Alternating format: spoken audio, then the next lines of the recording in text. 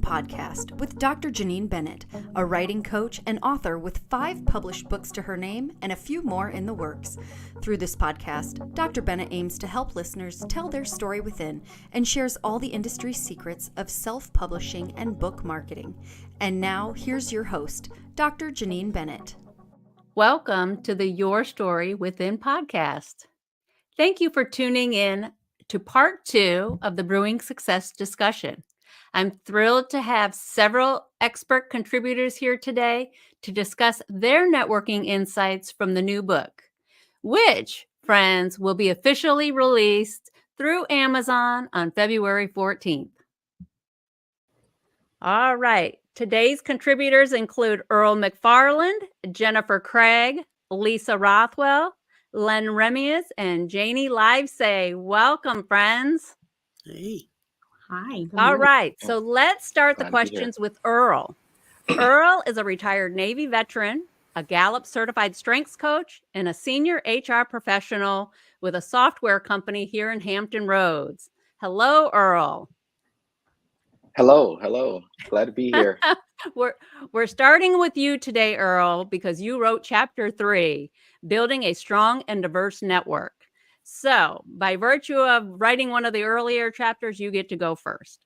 So my question to you, the first one anyway, is social media plays a crucial role in networking today. What are some innovative tips for leveraging social media platforms to build a robust and diverse professional network? Well, the key thing is just using it to its full potential. Getting to know all of the things that's available within the platform. For example, LinkedIn, there's a technique to LinkedIn. For example, one of the things I learned when I was transitioning out of the military through the Honor Foundation was if you are engaging with someone on their page, you can do things like comment to other people's comments or reactions, and then you can make a connection with them. Promoting other people's pages, or if they're selling a book or anything like that, people will reciprocate. They will return the kindness to you as well. Just staying active is the key thing, even after you get a job. Some people you'll see they'll just drop off of LinkedIn after they get a job, but you have to remember, you have to cultivate those relationships, right? Mm-hmm.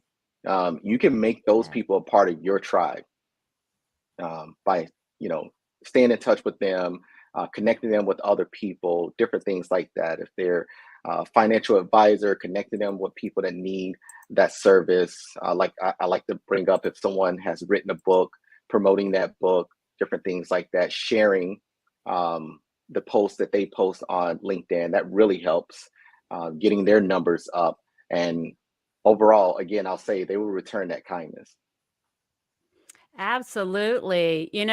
People think, I know this book is a guide for job seekers, but it really is for anybody who wants to build a professional network. And building that professional network, as you said, on LinkedIn, just because you get the job, you don't stop. I mean, I still continue to network with all of you through LinkedIn and other platforms as well. And look, we have a book collaboration effort that has come of it. So you're absolutely right. Building those connections for the long haul, it's important. All right. Well, great response. I appreciate that, Earl. Here's number 2. Attending events is highlighted in your chapter. Could you share specific techniques to make meaningful connections at events and turning those connections into lasting professional relationships? What do you do? I know you're, okay, so friends, he's Gallup Strengths certified coach, and he's what you call a woo. And that means he connects with everybody. So I'm excited to hear what he has to say about cultivating those connections. I was actually going to lead with that. So woo stands for winning others over. So when I walk into a room, I don't see a room full of strangers. I see a room full of friends I haven't met yet. So it comes quite easy and natural for me to make connections with people, especially in person. But my advice to folks is go into a networking event to give rather than seeking to receive something, right? Um, Staying in touch is one of the key things that you can do. You're passing cards, you're passing information, but people, and I mentioned this in my chapter, people want to feel special. They want to, they want to know that they're being heard, right? Yes, they're selling something or they're trying to connect to promote a business or their company, um, and making those connections help with that. Also, remember key parts of the conversation to bring up later, like a birthday. And I think in my chapter, I mentioned, the kids' baseball game or promotion. What I like to do is I'll listen for key things that they would say. And after that conversation, I'll quickly jot down some notes because I have a very bad memory. So I'll quickly jot down some notes in the note app in my phone. And then I will use that technology to remind me, for example, if they say, I just got this promotion, so I'll put it in my calendar. So when it's that 1 year anniversary, I can send them a note on LinkedIn or email to make them, people feel special when you do things like that. And I like to do it early in the morning because I want to be one of the first people that they receive a message from. And I've had plenty of people say, you know what, you messaged me before my own kids, right? So they think I'm remembering, but actually I'm being reminded. And we use that to our advantage. How many of us use social media? We'll see on social media where it will send us a reminder of a person's birthday, right? I just try to make it a little special by putting it in my calendar. I look at my calendar every day, every night before I go to bed, just thinking of the next day. And then I just make sure that's one of the first things I do. And I mentioned before about your tribe. This is an easy way to build your tribe, to help your tribe grow. And the reason why I say that is because I started noticing, because I go to a lot of networking events, I started noticing the same group of people. And it got to the point where people would contact me ahead of time and say, hey, are you attending tonight? Or the one on the 14th or whatever. Or they'll reach out if they don't see me. So I think it's a natural thing that happens. They just start becoming your tribe and you just start building and growing. And I always try to give something, and not expecting anything to return. And I usually get something in return. My goal is to be a super people connector. And this is one of the ways I could do that. I wanted to bring up a quick story that I mentioned in the chapter. There was a woman that had a baby in a stroller. Now, this is over 2 months ago, and I'm still talking about it, and I put it in my chapter. So that just goes to show how much of an impression she made. So I advise people, try to think of innovative ways that you can be memorable, right? And I think her technique was pretty cool because, like I said, 2 months later, I'm still talking about it. Right. Well, awesome. I saw a lot of head shaking. Does anybody want to chime in with any follow on before we move on? I don't want to mess up my chapter, but I would say that I agree. A lot of times you have to excuse my voice, but when I was talking in my chapter about, excuse me, I find a way for when you're at events and maybe it's a little intimidating. My chapter's on introverts. So when you're feeling a little intimidated, the thing is important is that you just reach out to find help. Like you need help. You see somebody looking around, send them to the bathroom. Like if you can just jump in and help, then you feel less self-conscious. So that connects people. It goes along with what you were saying. So I would agree with that. Well, I got to tell you, Lisa, since you spoke up, one of the best networking stories or lessons, I should say lessons, because Lisa and I go way back. And we went to an event. We used to work together for a university, and we went to a job seeking event. And, when you do those things for universities, you also kind of get alumni together and do alumni socials and that kind of stuff. Anyway, long story short, Lisa is very much like Earl. She doesn't know a stranger. Everybody's a friend she just hasn't met yet. And in this particular case, she met a man. I don't remember the man's name, Lisa, but I think he was a judge or something. And you had talked to him, and we were in Chicago, and it was a conversation over pizza, about pizza. And next thing I know, she tells me about the conversation. Again, Lisa has, knows no strangers. Years later, she comes into the office and she's like, oh, yeah, I talked to Judge so-and-so. I just sent him a card. He's going to Chicago, and I told him what restaurant to go to for that pizza, that deep dish pizza. And I'm Yeah, like, it you was still Chicago are in pizza. I touch with that remember. person? And she said, well, yeah, of course I'm still in touch with that person. She's not in touch with people. Once she makes that connection, it's for life. I mean, she's going to keep on moving it forward. You're stuck. But You're stuck with me. I am stuck with you. But she was one of the people a long time ago that taught me what real networking was about, and that was about building relationships. And she demonstrated that for me many, many years ago. All right, I could keep going on and on about stories. Oh, go ahead, Janie. I just wanted to piggyback on the part where Earl was talking about making notes. Some people think that that is not authentic, but I really believe that it is, because when you come back and make those notes, it's just helping you remember things. And those one or two words from that conversation, when you go back and look at it, it just brings you right back to that conversation so that you can really come back in authentically and pick up where you left off.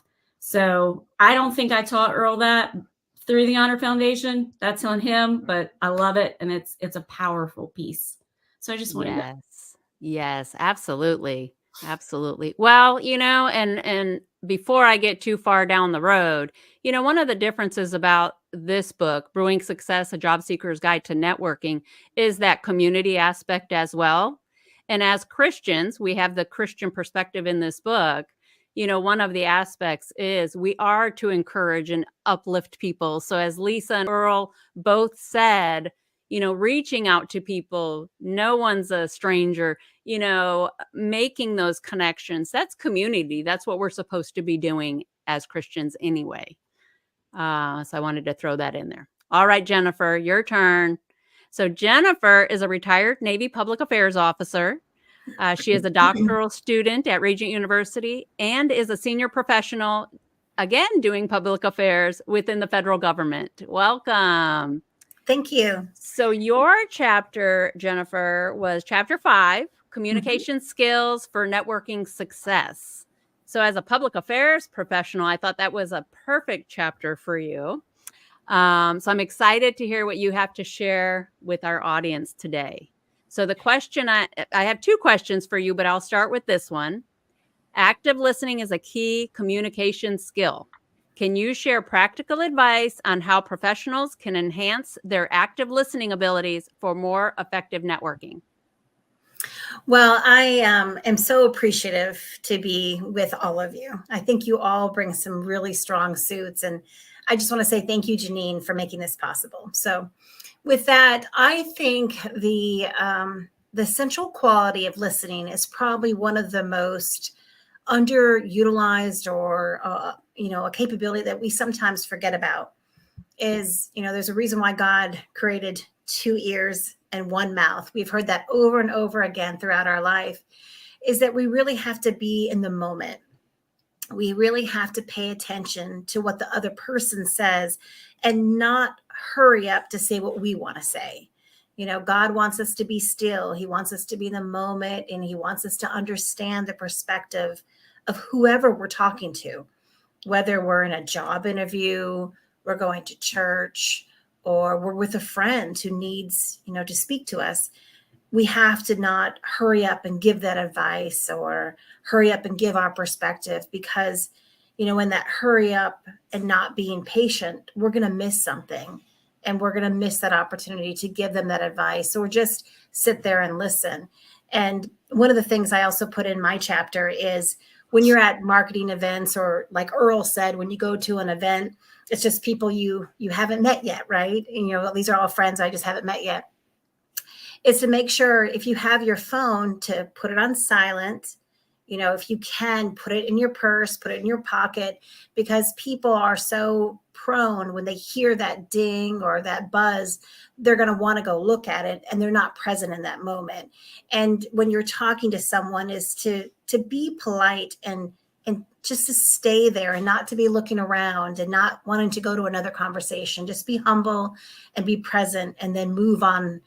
We're going to meet the rest of the people, like Earl said, in the room. And I think that really goes a long way. And I think there's a saying that says that people will forget what you say, but they won't forget how you made them feel. And that's what you kind of want to do. So that's kind of my perspective on the whole act of listening. Awesome. I agree. And you're so right. And I'm guilty. As soon as I hear my phone ding or buzz, I look at it. So I do put it up. I don't typically take it in with me unless I have to for, a reason or whatnot. Absolutely.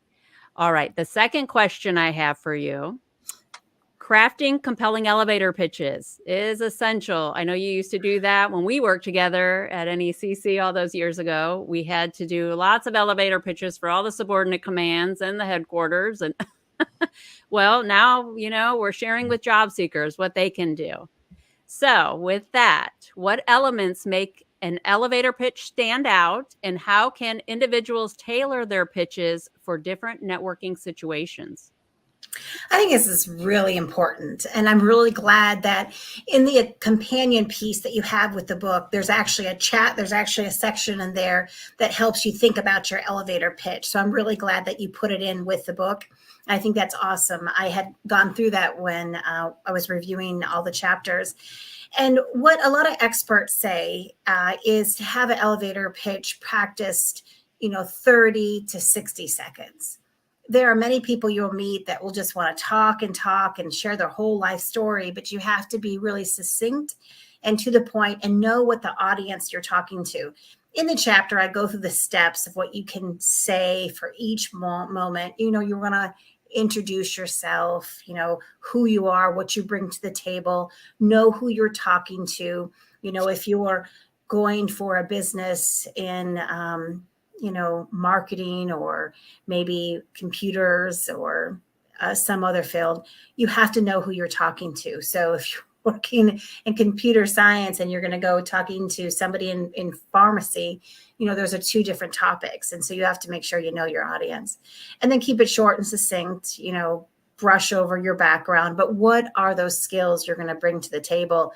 And then, explain what you're going to bring to that company or that friendship or that meeting or that organization, whatever you're trying to do. I know that with everything I do is when I'm providing people public affairs guidance, I always say, have 4 things in your pocket, 3 to 4 things in your pocket, not literally, but 3 to 4 things that, you go somewhere and you're prepared to say who you are, where you work, and what you do, what drives you. And that's going to spark the conversation. And if you have them not memorized word for word, hi, my name is, but you can just, go off the cuff with it. That's going to help, go into the next conversation, and you're going to do active listening, and you're going to go to the next conversation. You're going to write those notes down, like Earl said. And then, you're going to go back, like Janie said, and put it in the computer and remember. And it's just how you make people feel. And I think as Christians, part of our requirement is really to help people and help further them along. And you're there for a purpose. And that's what I believe. Yes, I agree. I would also add that with your elevator pitch, like you said, don't go off on a tangent. Have something prepared. I know the Honor Foundation, and although I knew it before because I knew Simon Sinek, the Start with the Why, I do like the why concept. What is your why? That's a great way to open an elevator pitch, especially for someone like me who is a coach. I always start with my why in the sense of, to be a light for others to help them find their way. Oh, well, how do you do that? I do it by XYZ, so it's an easy conversation starter in that regard. And like you said, your elevator pitch should be practiced, but it should not be so robotic. It should be conversational. It should be engaging. And you should be able to flex a little bit depending on your audience. Okay. It kind of reminds me almost of the interview question. Well, tell me a little bit about yourself. You know, you don't want to tell them everything about yourself. I've had to stop some of my clients to say, whoa, we don't want to talk about that. We just want to stick to, you know, what your skill set is. We don't want them to know that, you know, you have all these drama issues going on outside of work, you know, that kind of stuff. So kind of the same concept, though. Kind of the same concept. If I can also add, is I try to, I have a long commute going back and forth to work. So it's generally an hour back and forth. And so I'm always listening to books. I'm always. So I will offset maybe a fiction with a nonfiction. But if I'm listening to a nonfiction, it's something that's going to make me better at my profession. It's something that's also not going to make me fall asleep. So something, because I have that long drive. But so that's something also, if you're preparing to go somewhere and you know you're going to be at an event like Earl does, that, you know, listen to a book that's going to prepare you for those conversations. So if you're an introvert or you get really nervous, you're going to have all that to fall back on. So that's just something else. Yes, absolutely. Absolutely. Anybody want to chime in before I introduce Lisa? All right. Lisa, you're up next. Lisa is an attorney in Ohio, currently working for a county juvenile court. She is also a program director for an interagency cooperation effort, ensuring full support for children in need. Welcome, Lisa. Hi, thanks for having me. So Lisa, friends, Lisa wrote chapter 6, Networking Strategies for Introverted Job Seekers.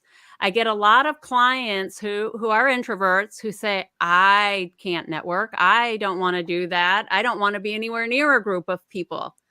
And, you know, I have to talk them off the ledge a little bit. So I thought, who would be the best person to talk about networking all around, but to help those people who fear it. And I thought immediately Lisa came to mind because she just puts people at ease in general. And I thought, man, what could she write in a chapter? So I was excited for her to take control of this one and just run with it. And so without further ado, I'm going to ask you your question, Lisa. I got 2 for you as well. All right, I'm ready. Introverted job seekers face unique challenges. So what strategies and techniques can introverts use to authentically network, leverage their strengths, and manage their energy effectively? I think the main important thing for me, well, first of all, when you said you wanted me to do a chapter on being introverted, I thought she had lost it because that is not my wheelhouse, so to speak. But as she explained, she said, no, because you have found such unique ways of networking and just connecting that I think that you have a lot to offer. Then when I put it in that framework, I was able to more specifically handle that task. And I think the biggest thing when you're looking at things that you can do, in my chapter, I talked about specifically, I think whether or not you can avoid some of those stereotypical networking events. And if you cannot avoid those, because there's a lot out there for introverts now than there used to be. But if you can't avoid those, then you have to manage those. You have to be able to say, okay, so know your strengths. If you go to bed every night at 10 o'clock and you've got your system set up at 9 and you're in your jammies and you're reading your book, then you don't want to be there late at night. You want to get there early. And another reason why you might want to get there early, because you're managing your energy. But another reason why you want to get there early is because you want to see who all's there. You can scope it out. You can make sure that you have everything put in place that will give you the maximum amount of confidence that you need for that event. I have several friends who are like, I hate people. I hate peopling. I don't want to deal with those things. Why are you telling me to go to something to meet people? And my answer is always, because people are cool. We like people. People are good. And you're not going to get anywhere without people. So let's move forward with that. So I think the thing is this. You have to evaluate, first of all, your opportunities that you want and then match them with your energy and your own strengths. So for me, I guess I'm like you, Earl. I'm very comfortable with people, but I also am not comfortable with the elevator speech. I'm not comfortable with some of the stereotypical things we automatically think of. So in my chapter, I'm talking a lot about, I don't know, I call it covert, covert marketing. I intentionally wear this crazy ring today. It's a snail. Can you see it? I don't know if you can see good enough. It's a snail. It's crazy. But it will bring people to go, is that a snail? And then before you know it, I'm having a conversation. All right. I mentioned other things, and you're letting them come to you. You create the fire, they come to the warmth. So by doing that, you are networking, and you're not even doing it on purpose. You're taking your strengths, your weaknesses, and you're saying, okay, I'm not very good at well, hi, how are you? But I shared a story in my chapter about a man. I just held the elevator for him. Hold on, here they come. I held the elevator. Turned out to be CEO of Coca-Cola. And we were going to the same event. It made me feel like I was important walking in with the CEO of Coca-Cola. That's one thing, right? But also, several times during the evening, he would come back to me and he would ask me questions. Why? Because I was kind to him. So a lot of times, as you're just managing your strengths, your weaknesses, all of those things, you've got to be helpful, be authentic, and that's the best way for you to stay there without feeling like you're stepping into some shoes that just feel awkward and weird to you. Awesome. Earl, did you want to chime in? Yeah, I wanted to say, Lisa, first, can you have a conversation with my wife? Because I tell her all the time, you're going to need people, right? Well, she says, hey, I got you. But one of the things I do as a woo is and also have includer in my top 5 Gallup Clifton strengths. I look for those introverts and I go and support them, right? Yeah. I'll see that person that's standing in the middle of the room or over in the corner, and I'll engage them and find out what their interests are, really what they're there for. And then I start taking them around the room. Hey, did you meet this person? Did you meet that person? So for the introverts out there, it's okay to lean on the extroverts. And the extroverts, I always say, step up and help those introverts out. Because the way introverts work is they have a bubble, and that's their energy. As they interact with people, they're drained of energy. Us extroverts, we gain energy that way. So, it's going to be a limited amount of time. But once you make that connection, they make that connection with you. A lot of times it's for life. So yeah, I just wanted to point that out. Absolutely. I'm actually what they call an ambivert. I am a little bit of both. It depends on the situation. So it does require a little preparation for me, because there's times where I am geared up, excited for an event. And then there's times the introvert side appears and it's like, I don't want to walk into that ballroom or that, but I do have, so I see what you're saying from both sides, I'm not a woo. I won't say that by any stretch, but I do see both sides where it can energize you or deplete you of energy as well. All right, Lisa, that was an awesome response. Your second question is, beyond strategies, can you share a personal antidote or success story from the book where an introverted job seeker applied these techniques and then achieved significant networking success? I think you alluded to it a little bit, but can you elaborate a little bit? Yeah, a little bit. Well, you've mentioned the thing with the judge and the pizza. So those conversations, that interaction that I had with the CEO of, I should have said the brand, should I? I'm sorry. With the CEO. But, as I was into that thing, it ended up that I ended up being a part of a national organization from that.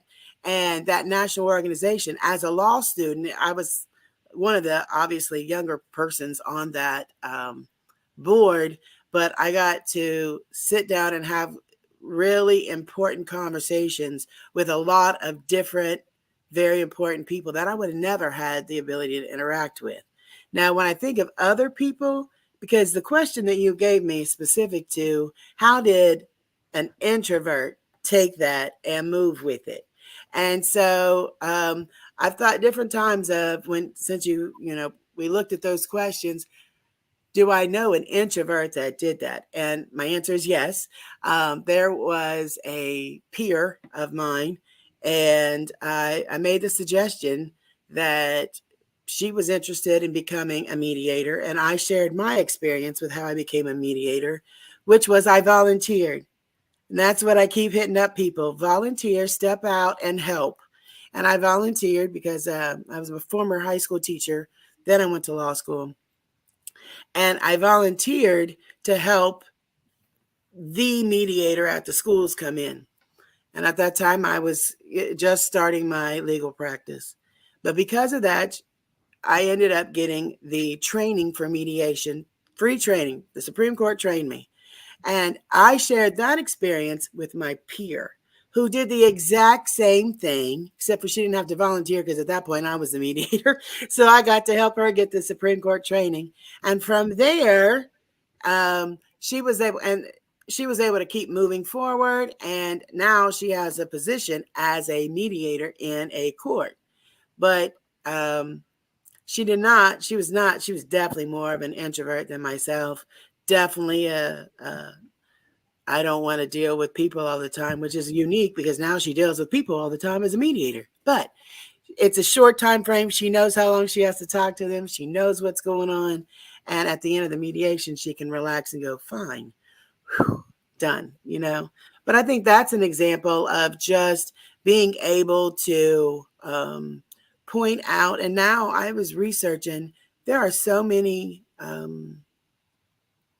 opportunities for extroverts. There are meetup groups, there's LinkedIn groups. It specifically says networking for introverts. There are so many things out there. So you don't have to necessarily get thrown into the average, usual networking dinner, all of those types of things. But if you are in a situation as an introvert, just reach out and, just try to be helpful. Notice something. I do this, or I always tell my friends, wear a tie clip or a Cubs hat or something that personalizes you, and you will bring people to you.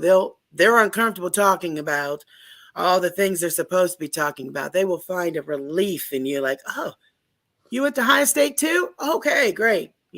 And it gives you something else to talk about besides the obvious elephant in the room. Yes, absolutely.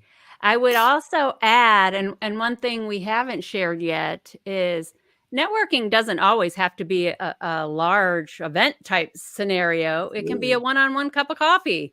I know the Honor Foundation, encourages 50 cups of coffee just to get out and meet people and learn, of what jobs are available, or even just to learn about an industry or a person and just make connections. So bottom line, just making connections. Networking is connections and community, friends. That's all it is. Yes. And to add to Lisa's story, as she was talking about the CEO of that big prominent company in Georgia, I actually was at Sierra Space several years ago. Gosh, it was probably 7 years ago or so. And at the time, I worked for the Navy Expeditionary Combat Command, and the admiral I supported was on a panel. And he was on a panel with a very well-known author, and I won't share the author's name, but the author wrote a very prominent book that was sent to most of the commands, and was later also, outside of being on this panel, was also a keynote speaker and all this stuff. Anyway, long story short, I'm walking down the hall, making sure that, all things are set up, because I was also managing a booth. I don't know, Jennifer, if you were there that time, but I was managing one of our booths as well. And I was on my break, ready for lunch. And again, making sure I was supporting, the admiral and some of the entourage, if you will. And anyway, I see this author, this prominent author who's going to be the keynote speaker, standing outside of the ballroom where the dining was. Nobody got him a ticket. they forgot to give him a lunch ticket. So there he stood. And I'm like, well, sir, can I help you? And I said, Dr. So-and-so, do you need some assistance? He says, well, my assistant didn't know that we had to sign up for the lunch, so I don't have a ticket to lunch. Well, because I had extras, because I was part of the event, if you will, I gave him my ticket so he could go into the ballroom and eat. So anyway, I got to spend quality time talking to him because he didn't just rush in. He wasn't rude. He actually got to know me and we had a conversation. And now I know if I have questions about the topic that he wrote on, I could send him an email and he'd be happy to help me. So networking can be as simple as that as well. One-on-one, and it goes back to what everybody so far has said, showing kindness, not expecting anything, just being helpful and being that encourager and helping type of person. Goes a long way, friends, goes a long way. All right. So now we have Len, and I'm excited about Len's chapter because Len brought in a concept, and I hope he shares today, but we'll see, because we don't want to give away too much of the book either. So we'll see. But Len is a retired Navy captain. He's also an executive professional and military liaison for the city of Norfolk. And he wears lots of hats too, friends. I know he's involved in the community and does so much. But for the sake of time, we'll just stop there, Len. And Len wrote chapter 11, networking for job seekers in transition, because again, he transitioned from the military to the civilian sector, and then he's done some transitioning within the civilian sector. So, Len, how are you today? Welcome. Yeah, thank you, Janine, and good afternoon. And it really is a blessing to be here. I mean, God is great. This is a divine appointment, right? Yes. I know that my peers here, colleagues, have also transitioned.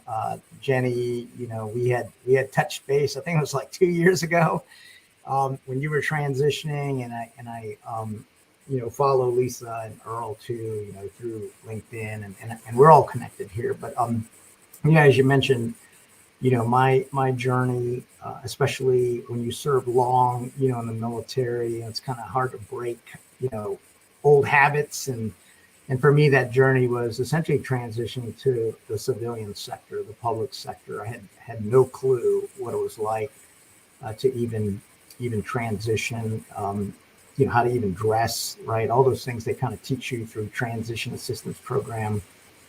So there was, but that journey for me in terms of, and I'll just talk about it now because I'm always really big on leadership, and I, as a surface warfare officer, spent a lot of time on ships. I had the opportunity to serve in Afghanistan for 1 year on a provincial reconstruction team, doing all that sorts of fun stuff on the ground in combat. And I developed this philosophy where based on a province that I was in, Kunar, KUNAR, and we essentially led this joint interagency team that was made up of all different services, cultures, civilians. But I needed some kind of guiding principle to be able to ensure that we were effective in that environment. It's sort of a kind of a command philosophy, if you will. And so when I was working with Janie on a couple items, because I was looking for the next thing, like what's the next thing after my military liaison role. I came into the city in the IT, and I'll talk about that later. I think that's part of the second question. But in my military liaison role, I help a lot of transitioning service members through Skill Bridge. You might all be familiar with that, as well as military spouses. But I thought about this construct, and the acronym or the name of the province was KUNAR, and it stands for knowledge, unity of effort, never quit, attitude, and results. And so to answer some of the items in the questions, when you're transitioning from one career to a completely different career, whether it's not just military, but it could be, any, whether you're just starting off a career, graduating from college, or a transitioner from any civilian career, I think it's important, number one, in terms of knowledge, just to be self-aware, right? I think that's key to me, understanding, who I am, what are your strengths, what are your weaknesses, in terms of your professional and your personal development, and then not only knowing yourself, but then knowing, where you're trying to go and the industry.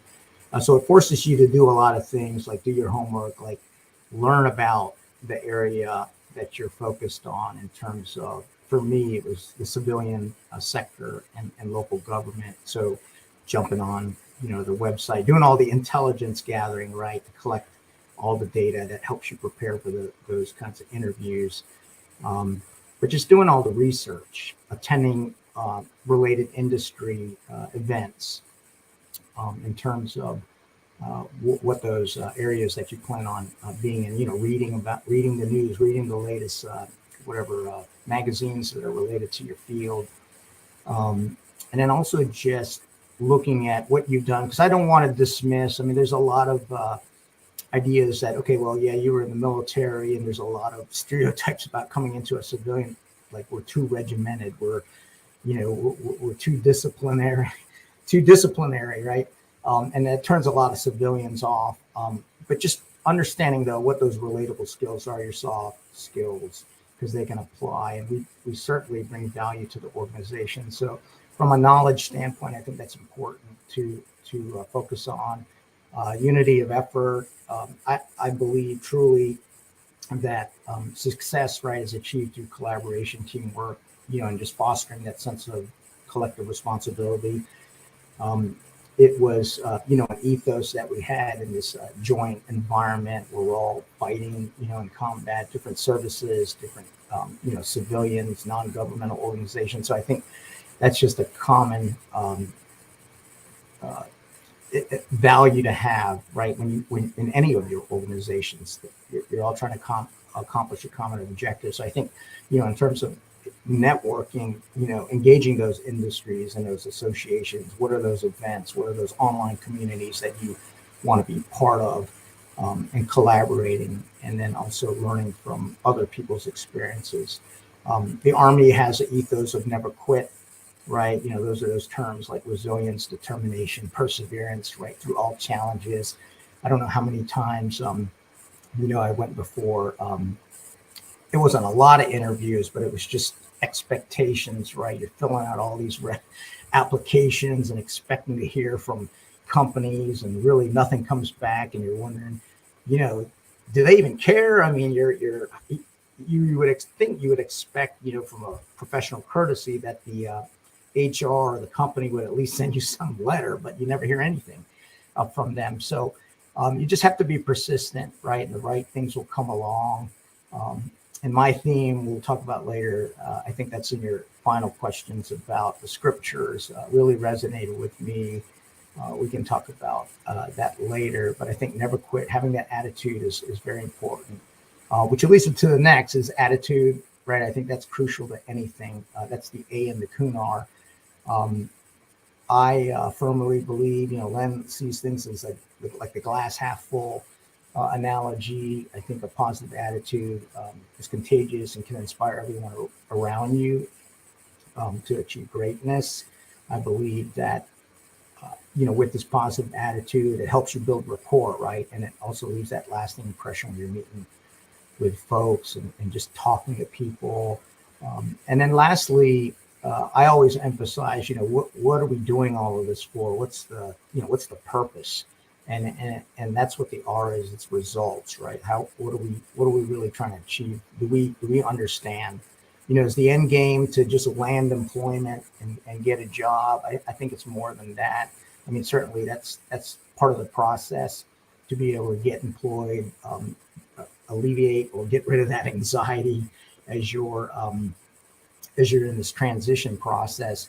But I think it's truly about focusing and building those lasting relationships, right? Because those will continue to go on, and you will find out, as I'm finding out now, that those networks, those authentic relationships that you build early on, are ultimately going to help you, right? We're all here for a reason, and I believe, like I said at the beginning, those are divine appointments, right?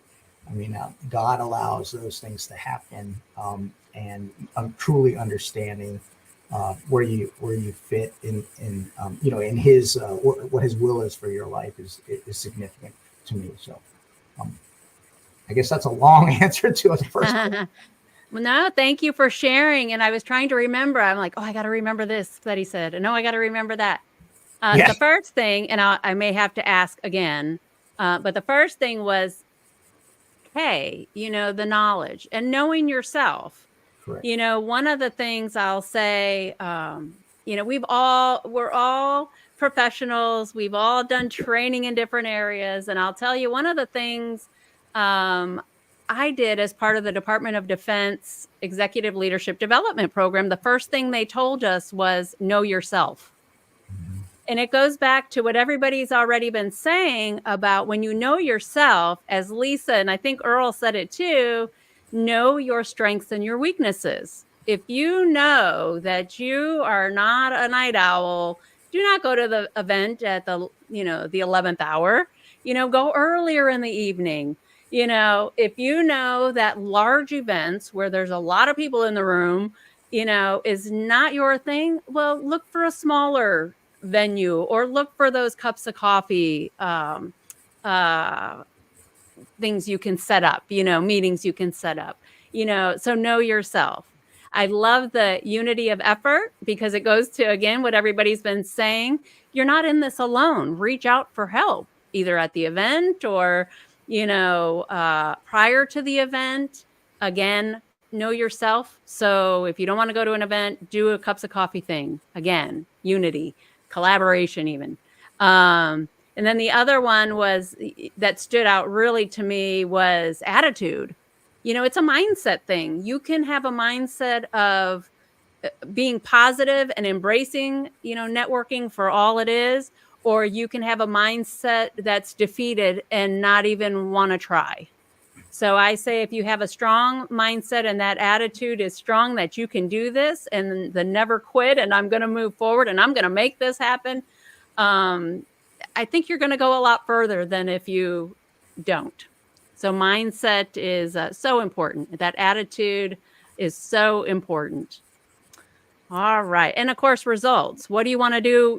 What do you want to come of the networking? And I would say R could also be relationships because you're, that's the point. You're building this relationship. Sure. You may want a job to eventually come of it, but you're really, it's more than that because everybody on here, again, was through networking. In fact, I met Len on LinkedIn, and we had a lot of connections from elsewhere.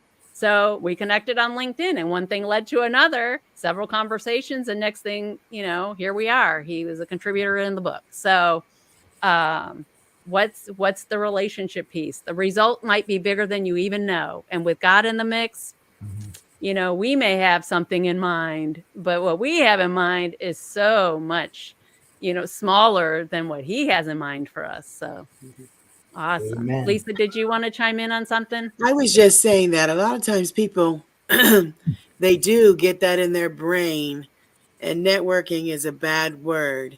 And I think, and hopefully with this book, from what I've read, we've been able to let people know networking is not a bad word. Networking is just making connections. Stop thinking of networking negatively and think of it as opportunity.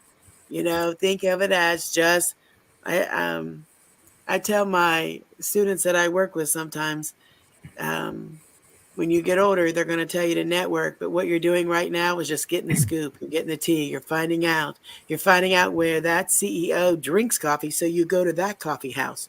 You're finding out, so it's attitude is so important. But I think so many of them just automatically think that they, oh, I don't like it. I'm not good at that. And instead of realizing you are good, you're the one that everybody calls to bring the cookies for the Girl Scouts. You're the everyone, whatever that is, you are good. You do have value. You just can't think of it as my value minimizes when I'm in a bigger pool.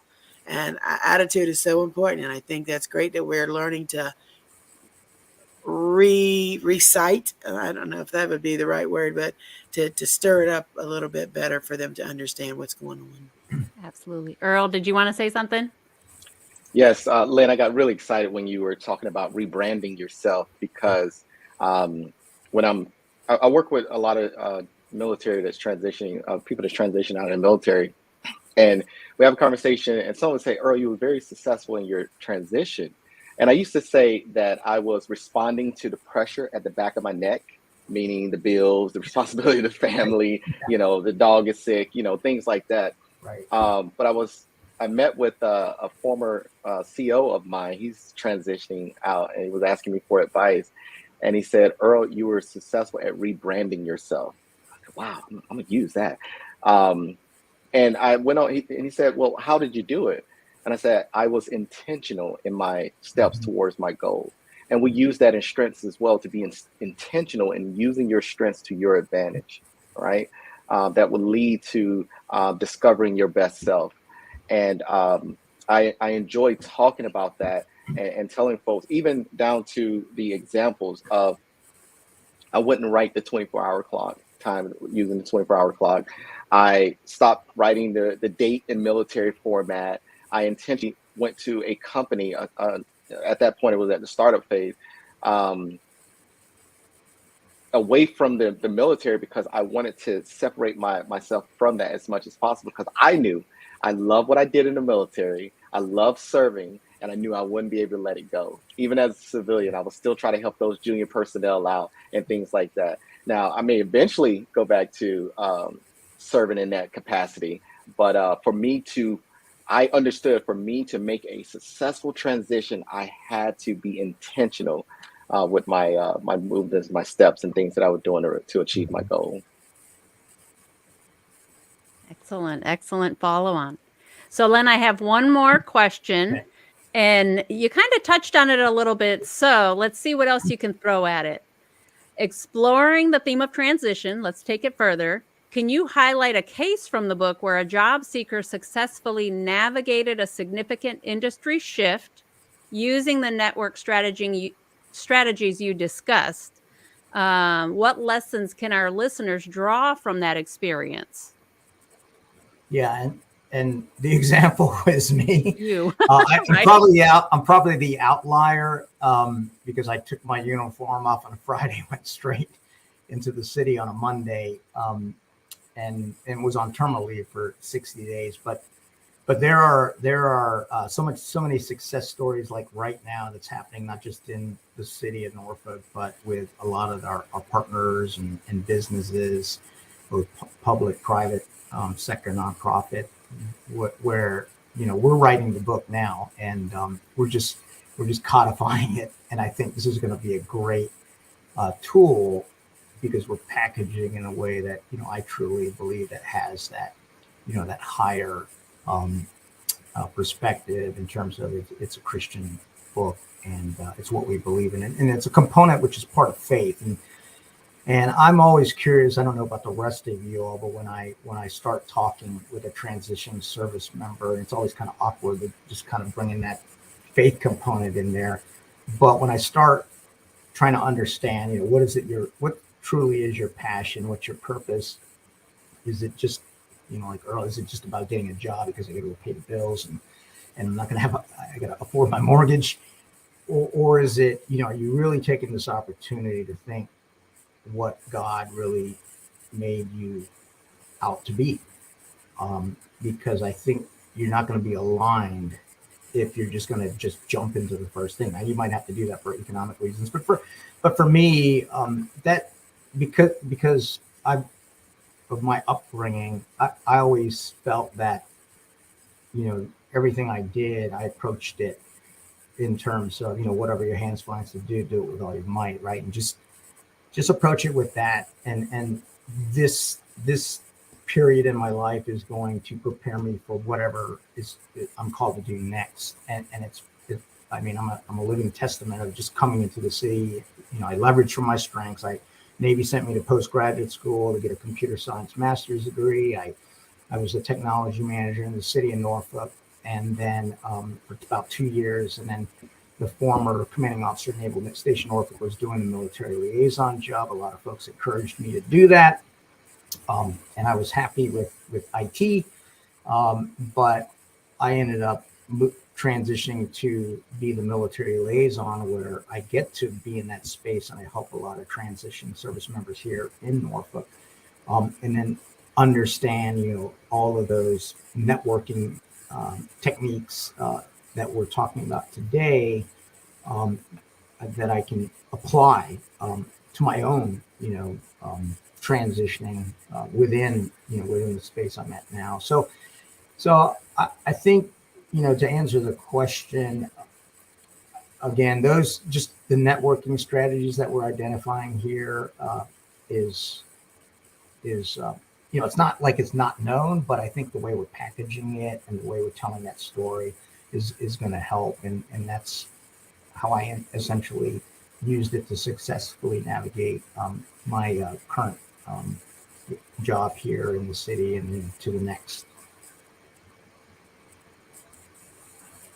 Right. No, that's a good example, and using yourself because you did have to do the transition, and you went from one area to another area of government. Just because you go from government to government, in a sense, it's not the same. It's Right. different policies and procedures, and so great example. And I like that you brought in the networking strategies that we've already been sharing. And that was one of the other beautiful things about this collaboration was everybody's from different areas. Although we have some, retired military members on here, you were in different areas within the military as well. And then when we talk about transition, everybody in this book has gone through transition of some sort. Lisa had already talked about being a high school teacher before she became an attorney. Mhm. She was also in law school administration before she became an attorney, and she was an adjunct faculty member for schools. So she's done a lot of different things. I know Janie's done a lot, and I remember, Janie, didn't you do social work or something at one point? And then you were like IT as well. And then she was nonprofit, So, and I know there's even more in there. I just smiled when she was sharing one time with one of the THF fellows of her transition and the different things she's encountered. And then, of course, myself starting in media and then law, then government, being a consultant and being, I remember being sent to NASA for my first job. And I'm like, you're sending me to NASA? What? Thankfully, it was in the finance department, so I had nothing to do with rocket science or research or space. But I panicked for a minute, I got to tell you. And then, starting my own business, that was another transition.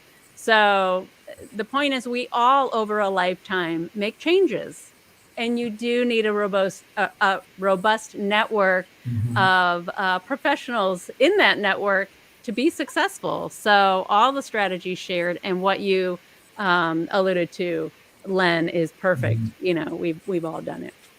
All right. Last but definitely not least, we got Janie. Janie is the VP of Programs and Curriculum Development for the Honor Foundation. She is also a Gallup certified strengths coach and a Start With Why certified facilitator. Welcome, Janie. I am honored to be here. Thank you. Now, Janie, you wrote Chapter 14, Networking for Social Impact and Change. Yes. And when you told me the name of the chapter, at first I was like, yes. And then my mind went completely blank. And then I'm like, really thinking about it and digging into it. And I'm like, how do I articulate this web, this cyclical, this far-reaching second and third order effects of this thing of networking for social impact and change? And then I went back to the verse that you gave me, and I'm like, that's networking for others. Okay. I think that my chapter kind of like pulls like everything that everyone has said today, the authenticity, the community, the active listening, all of those things still there, Earl touched on going in to give and not get, and just taking those pieces. I think what I would kind of like maybe highlight just here is that I also have to stop and say that my number 2 Clifton strength is connectedness. So I'm a bridge builder. So it all kind of comes together. But the work that we do, you asked me to possibly give an example. And I didn't come on here with this example in mind, to be honest with you. But as I'm sitting here and I'm listening to Earl talk, Earl's going to be my example. He came in as a very successful military service member who was transitioning to the next big adventure of his life. And as we were talking and he did the work, he then went out and he applied all those networking skills for himself. He does have woo, so he may be able to do it a little faster, easier than some others, but he did it. And he went to a company. He's doing great work there. And now he's 2.5 years out, 2 years out. Yeah. And he is coming back to the Honor Foundation and teaching strengths, and he is networking for others. He has brought his company in and is teaching others how his role has that military I call it the crosstalk, like what I did in the military and now how I can do that in the civilian world. And he's sharing those soft skills, and he's sharing and he's paving the way for others to not only come to his company, but to other companies that are similar to it. So it's really hard to explain that whole web. I'm glad I can talk with my hands today. That whole web of second and third order effects as we network for others.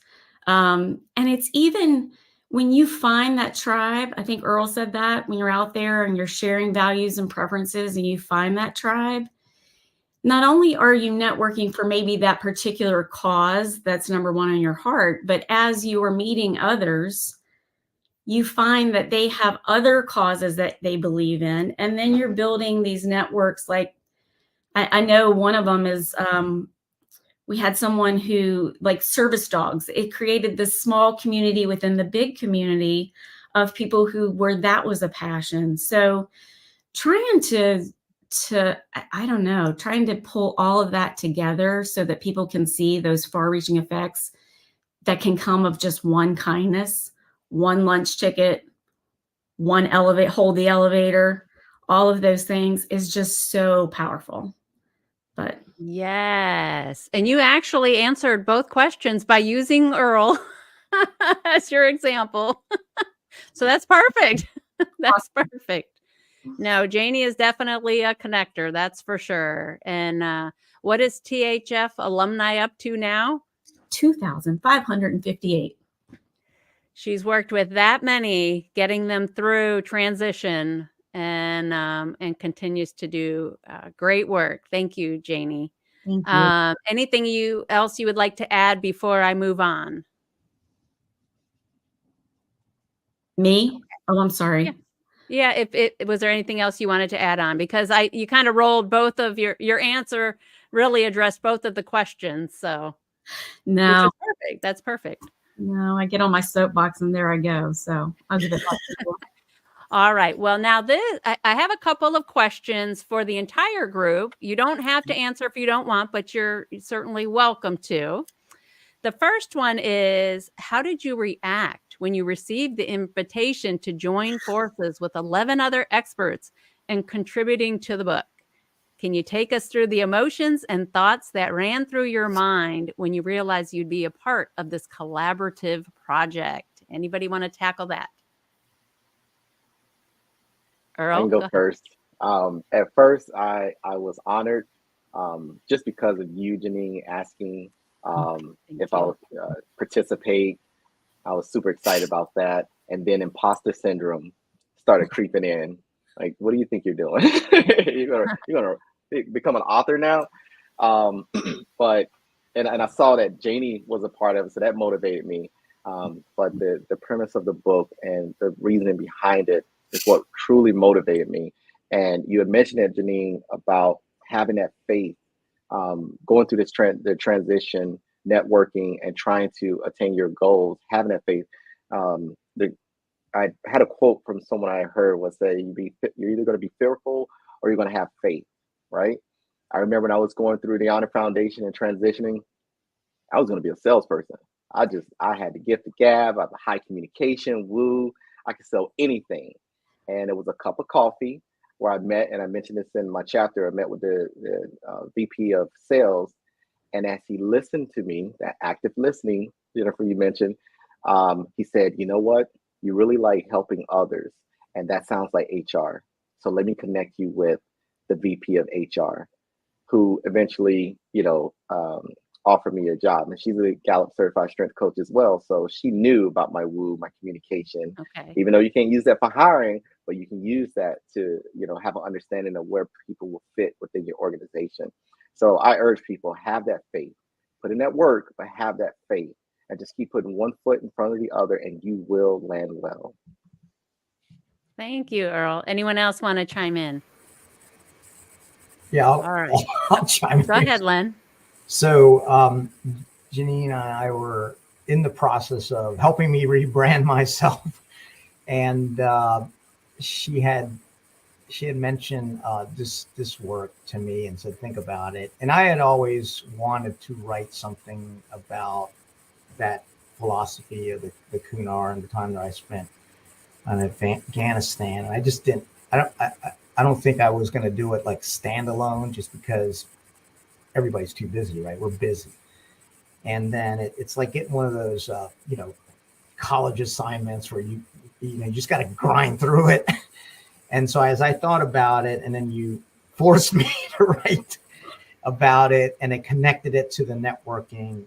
In the end, it was worthwhile, right? What do they say? From struggle comes strength. So I think at first, there was a lot of anxiety because I was like, okay, I got to take a little bit extra effort now, do this thing on the side because it just doesn't come naturally to me. I mean, I've wrote some small little articles for professional magazines, but not anything to this extent. So I just appreciate it. But I was feeling kind of anxious at first and having to oh God, I got to do this. I got to just sit down and gather my thoughts. But it was well worth it, and to have networked with you all, which certainly I'm going to do so.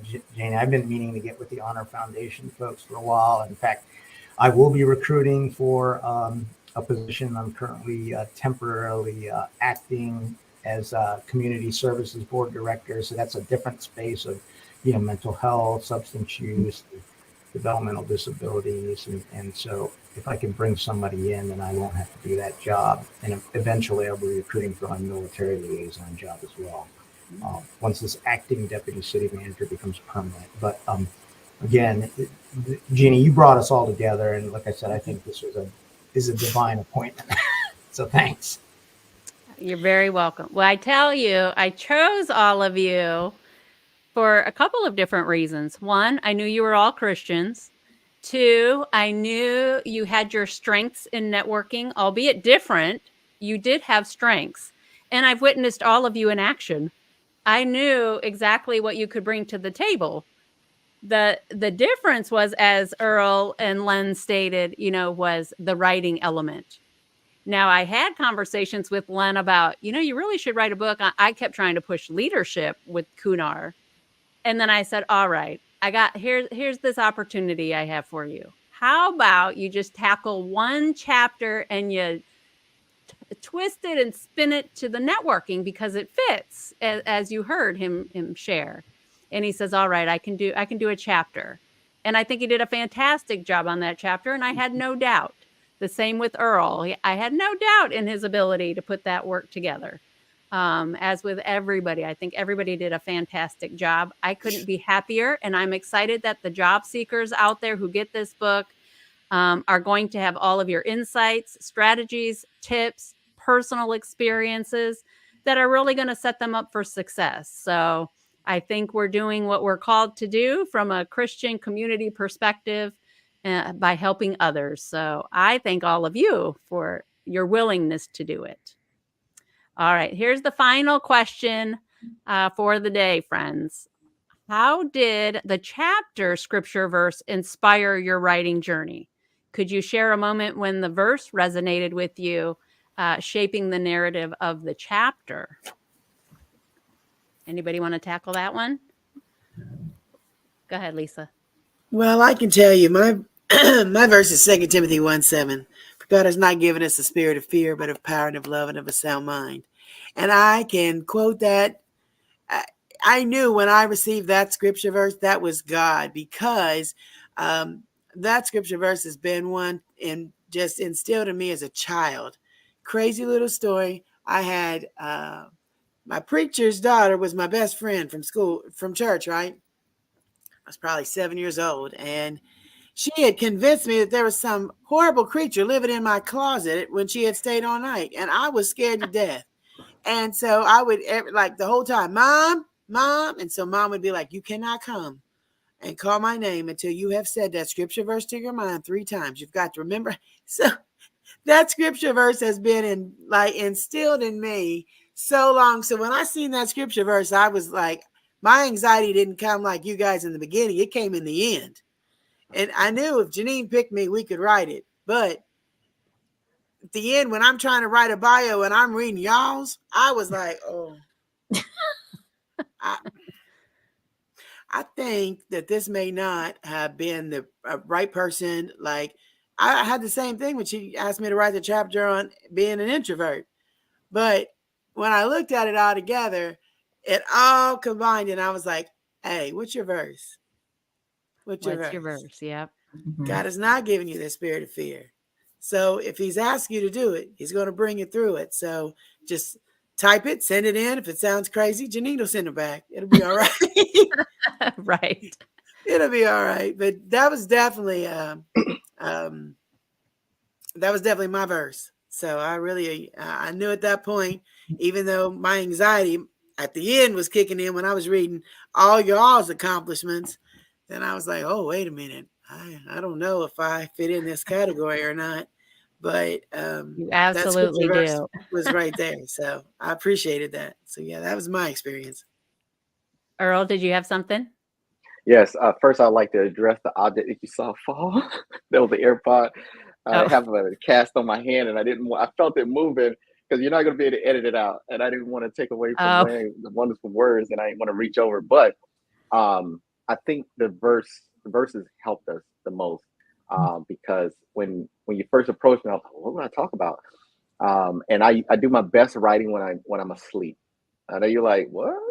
So I'll typically wake up and I'll just have a flurry of ideas and different things. And so I'll keep, have a phone as my alarm. So again, I use that technology and I start jot down words, or I'll come over into the office and I'll just start writing.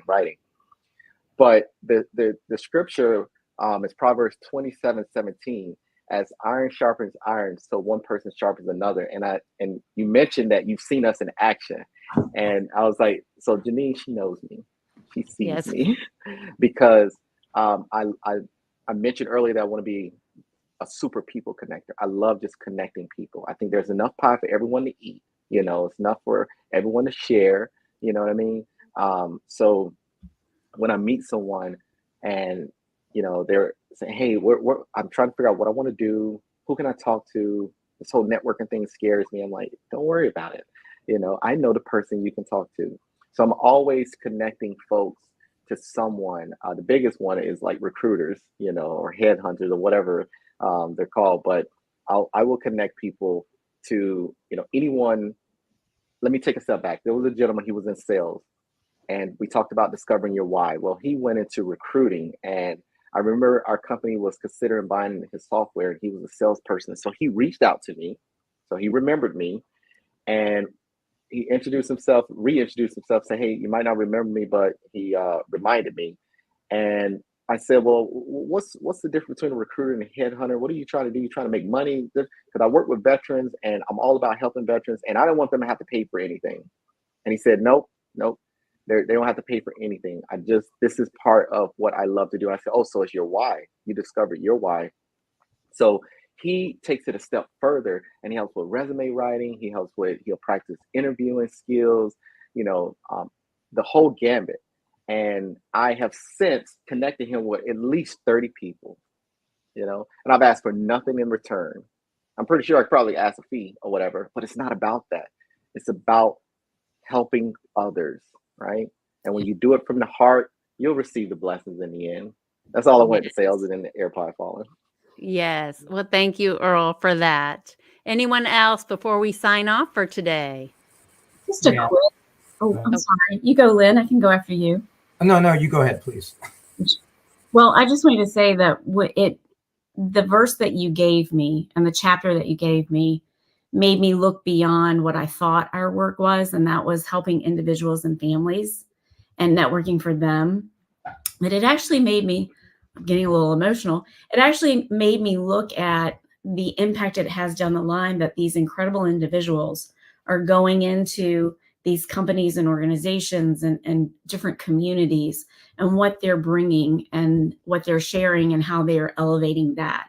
And just that whole big piece, I think you referred to it as our, Christians are supposed to create that community, but just looking at that big picture, I had not been doing that. I had been really narrowly focused, not in a bad way, on that immediate helping the people in front of me.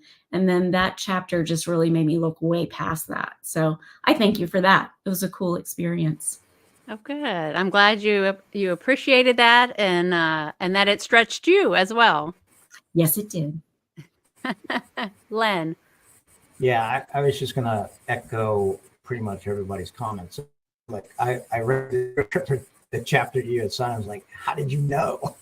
Like Lisa said, though, it's from this is the Jeremiah 29:11, and I think for all of us here and the folks, not just us, but are contributing to this book, but everyone that we're working with, like Earl said, we're here to be servant, right, leaders, and helping others. But this one really resonated personally to me. And for I know the plans I have for you, declares the Lord, plans to prosper you and not to harm you, but plans to give you hope and a future. So when we are in those tough times, when we're facing adversity, there you go. we always want to look, to the Lord and know that, He'll get us through this, right? So we can all look and hope for a bright future. And I just, again, thank you for giving us the opportunity to be able to do this. Absolutely. Absolutely. Thank you again for your willingness to do it.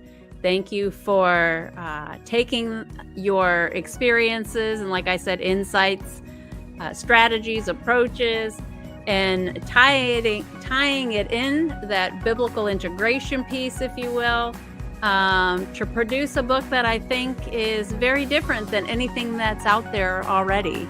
So I thank you for that. I thank you for sharing all of your valuable insights today. So friends, we've heard about chapters 3, 5, 6, 11, and 14 in this episode. And again, that was Earl McFarland sharing, Jennifer Cragg, Lisa Rothwell, Len Remias, and Janie Livesay. So thank you to all the expert contributors who were on today's show. I really appreciate it. Thanks, friends. Thank you. Thank you. Tune in to the next episode of Your Story Within podcast, where we bring authors